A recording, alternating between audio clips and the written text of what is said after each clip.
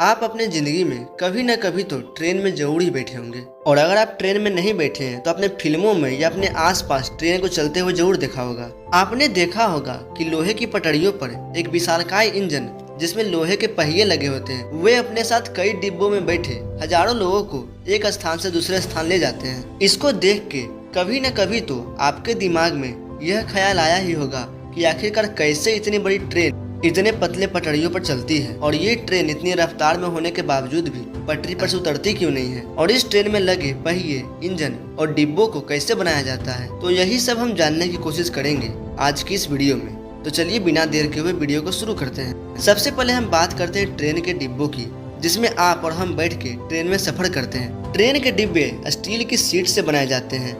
Factory में steel की बड़ी बड़ी शीट्स होती है जिन्हें कटर से काटा जाता है और वेल्डिंग करके फैक्ट्री में तैयार किया जाता है। आपको बता दें कि ट्रेन के डिब्बों में जो साइड होती है वो अलग अलग तैयार की जाती है, और जब ट्रेन के डिब्बों की पूरी साइड बन जाती है तब उस साइड को क्रेन की मदद से उठाकर ट्रेन के डिब्बों जैसे एक फ्रेम में वेल्डिंग के द्वारा और स्क्रू के द्वारा उसे टाइट कर दिया जाता है। इंजीनियर सभी साइड को बहुत ही सावधानी से जोड़ते हैं ताकि हादसे होने की संभावना बहुत ही कम हो। अब जब स्टील के शीट्स को जोड़कर डिब्बा बनता है तो उसे फिर पेंट होने के लिए भेज दिया जाता है। फिर डब्बे के नीचे के हिस्सों को तैयार किया जाता है। इस निचले हिस्से में सौकड़ और ब्रेक जैसी चीजें लगी होती है। इसके बाद एलॉय वाले जगह में पहिए लगाए जाते हैं। पहिए लगने के बाद इसे क्रेन से सीधा किया जाता है और फिर पेंट होने के बाद इन्हें कोच के नीचे फिट कर दिया जाता है। अब काम स्टार्ट होता है इंटीरियर डिजाइनिंग का।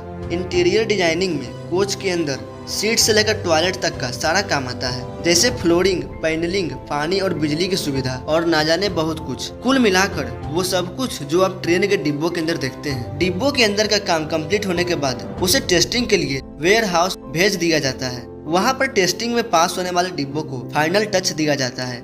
इस तरह से बनकर तैयार होता है हमारी ट्रेन के डिब्बे। अब ट्रेन के डिब्बे तो बन गए, अब इन्हें चलाने के लिए चाहिए पटरियां। और हमारे भारत में कई ऐसी कंपनीज है जो ट्रेन की पटरी बनाती है। आपकी जानकारी के लिए बता दें कि शुरुआती दौर में ट्रेन की पटरियां लोहे से बनाई जाती थी, लेकिन उनमें दो बड़ी प्रॉब्लम्स थी। सबसे पहले तो ये था कि बदलते मौसम और बरसात की वजह से इन पटरियों में जंग लग जाती थी और वो टूट जाते थे। और दूसरी दिक्कत ये थी कि बार बार ट्रेन के गुजरने से पटरियां घिस जाती थी और साइज में ऊपर नीचे हो जाती थी, जिससे ट्रेन के फिसलने और हादसे होने का डर रहता था। इसे देखते हुए अब रेल की पटरियों को स्टील एलॉय से बनाया जाता है, जो कि लोहे और कार्बन सिलिकॉन से बना स्टील होता है, जो कि लोहे के मुकाबले काफी ज्यादा मजबूत और टिकाऊ भी होती है और इस पर जंग नहीं लगता है। पटरियों को बनाने के लिए अलग अलग फैक्ट्रियों में अलग अलग तरीके होते हैं। कुछ कंपनी ऐसी होती है जो एलॉय को बाहर से खरीदती है, तो वहीं कुछ कंपनी ऐसी भी होती है जो रिसाइकल स्टील का इस्तेमाल करती है। दोस्तों, हम पटरी बनाने के लिए रिसाइकल वाले स्टील की बात करेंगे। इस स्क्रैप को इलेक्ट्रोमैग्नेट की मदद से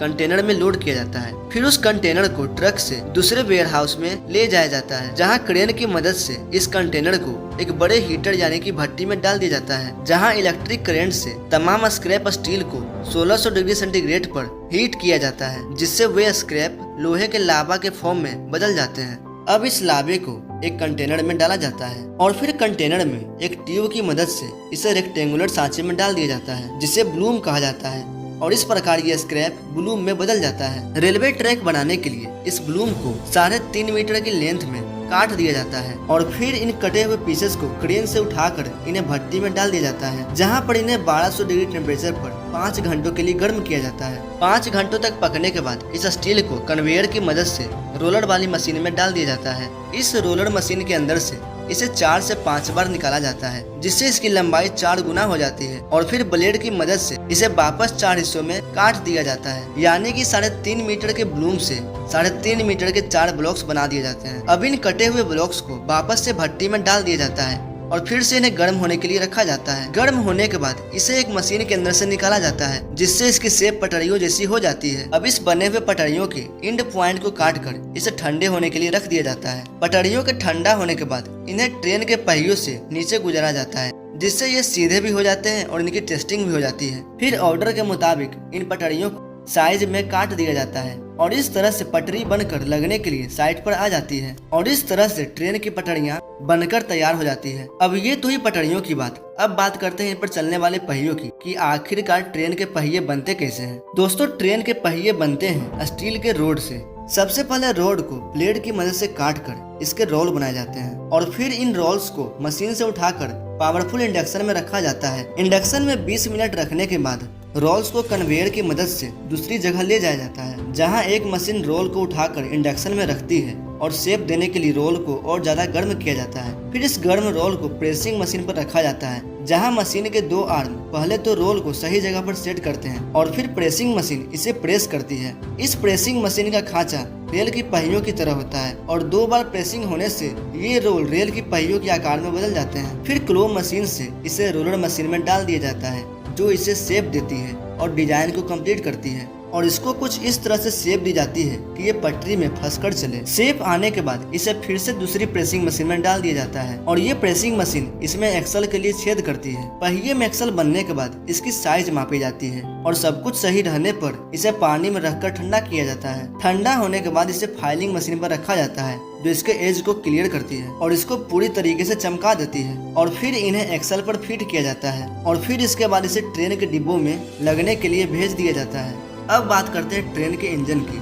इंजन वो चीज होती है जिसको अब ट्रेन में सबसे पहले दिखते हैं। इस इंजन को हम लोग लोकोमोटिव भी कहते हैं और इसको बहुत ही पावरफुल बनाया जाता है और यही वो चीज होती है जो सारे डिब्बों को खींचते हुए चलती है। भारत में ऐसी कई कंपनियां हैं जो भारतीय रेल के लिए इंजन बनाने का काम करती है, जिसमें सबसे पहले नाम आता है भारत हेवी इलेक्ट्रिकल लिमिटेड यानी कि भेल। यह कंपनी अभी तक भारतीय रेलवे के लिए हजारों लोकोमोटिव बना चुकी है। BHEL यानी कि भेल ने ही WAG7 इलेक्ट्रिक लोकोमोटिव का निर्माण किया है। चलिए अब आपको दिखाते हैं कि ट्रेन के एक इंजन में कितनी ताकत होती है। आपको जानकर हैरानी होगी कि ट्रेन के इंजन में 16 सिलेंडरों का इस्तेमाल किया जा रहा है, जिनमें से एक सिलेंडर की क्षमता 10,941 सीसी की होती है और इसके पूरे सिलेंडरों को अगर मिला दिया जाए तो उसकी पूरी क्षमता 1.75 लाख सीसी हो जाएगी। यानी इसको आप अगर होंडा सिटी कार से कंपेयर करें तो 116 कार्स को मिलाकर एक ट्रेन की इंजन की ताकत होती है, क्योंकि होंडा सिटी का इंजन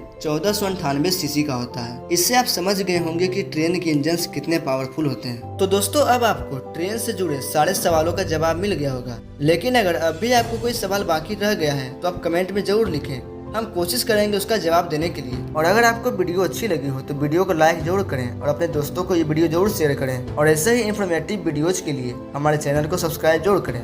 मिलते हैं अगले शानदार वीडियो में। जय हिंद।